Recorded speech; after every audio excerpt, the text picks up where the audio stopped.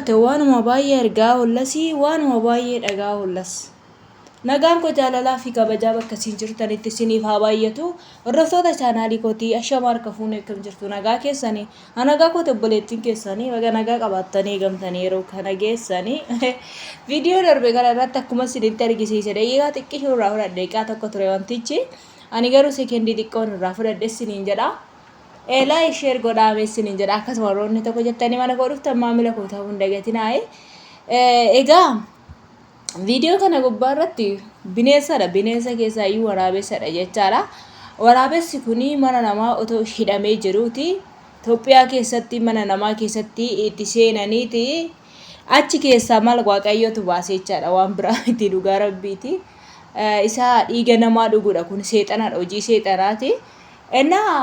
Mana namaatti hidhamee otoo jiru waraabessi kun akkasittiin qabamee hidhaadhaan akka reessanitti gottotaa jiru. Seekendii xiqqoo fudhadhe dos daqiiqaa tokkicha fudhadhe bineensa waan ta'eef xiqqoo mul'isuu mara baanne baay'ee tokko siin garramachaadha. Poolisiin akkasittiin qawwee qabatee kun akkuma nama qabanii deemaniitu mana hidhaa keessatti mana sirreessaa keessa saritti tokko hin harkisaa. Namoonni kaan immoo godhaniitiyyuu bineensa takkittiidha jechaadha.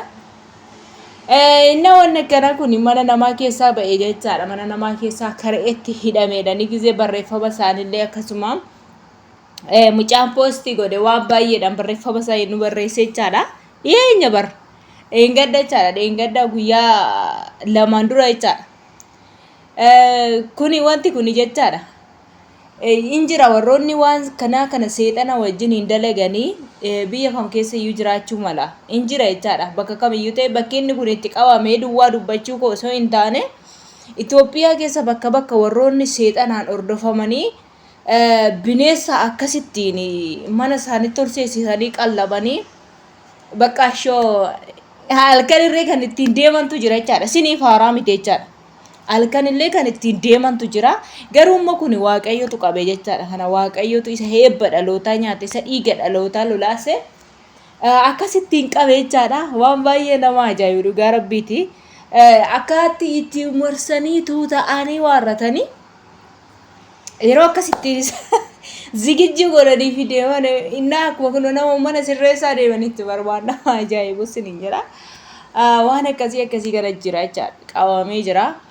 Innaa waan akkanaa kun manoota tokko keessa manoota akkamii seetan yeroo baay'ee namni tokko mudannoo isaa natti odeessi jechaadha. Namni natti odeesse kun mana fira isaa waggaa isiniin jedhu fakkeenyaaf haadha manaa santu waan akkasii hojii seexanaa kanaan kan qabudha. Mucaan abbaa manaa ishii sun immoo nama homaa hin qabne jechaadha. Dhiiga ishiitii bira buluudhaaf gaafa dhaqxu inni mana hin jiru jette.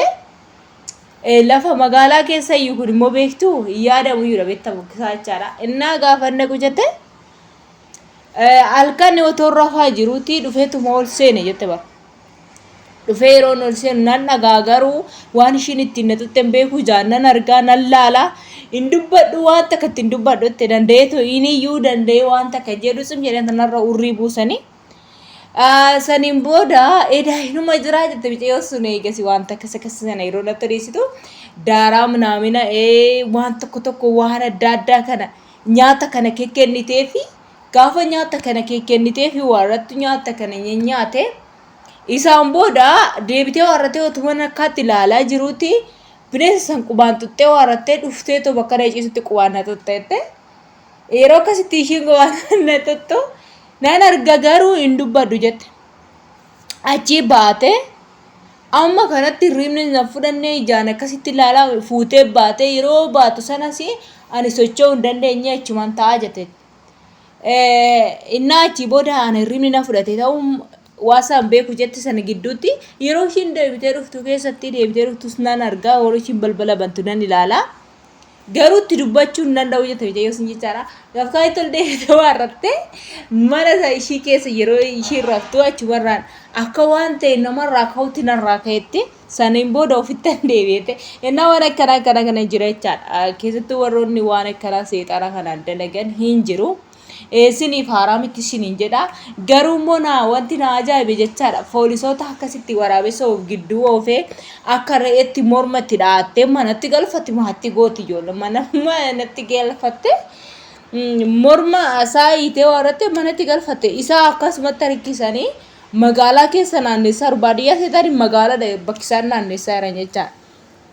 Kanaaf wanta kanaa kun hin jira. Aarsallee kan godhaniif hin jiru ko ijoollee baay'ee fakkeenyaaf warroota wantoota fakkeenyaaf ijoolleewwan akkas karaarra deddeemtu mana nama hin beekne tokko akkasumaan bulanirree kan aarsaa godhaniif illee jiraachuu malu beektu waan akkanaa jechaadha sin. Wantoonni akkanaarra waaqayyo nama eegu lammaffamoo sirrii mitiirre bakka hin beekne nama hin beekne tokko bira dhadheetuma buluurri sin barbaachisu obboleetti keessan hin jedhaa. Sin hin barbaachisu eenyumayyuu taanan jechaadha. Kanaaf waan akkanaa kana jira akkati bineensi kun magaalaa tokko keessa qabamee jira. Qabamee hidhamee jira. Mana hidhaa mana sirreessaa keessa ta'uu kan beeku garuu qabamee jira. Goottotanii uwwachaa itti yaa wajjin deemu poolisoonni immoo qawwee isaanii qabatanii bineensi garuu takkittiidha. Isaan garuu akkasittiin eenyu isaanii qabatanii deemuun nagarrame dhugaaramte akka malee ajaa'ibsiifadha dabarra.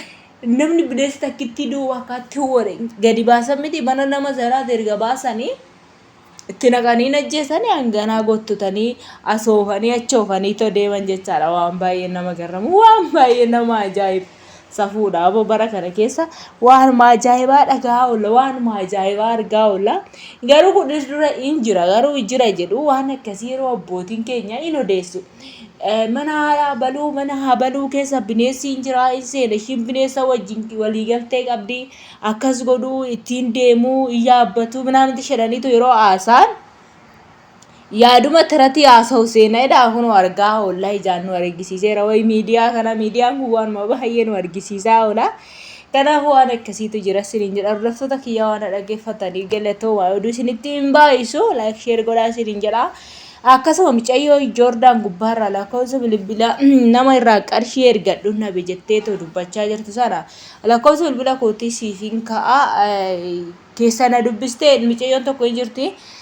Joordaan keessa hin jirti nama amanamummaadhaan ergitu jechaadha. Warroon ergachuu dandeessa irra mucayyittii sanaa wal sin qunnamsiisuu danda'a isiniin jedha.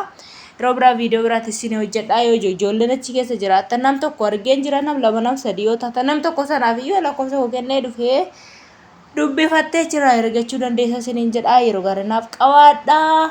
Baay'ee sin jaalladha baay'ee sin kabaja baay'ee turtii gaarii. Ciao.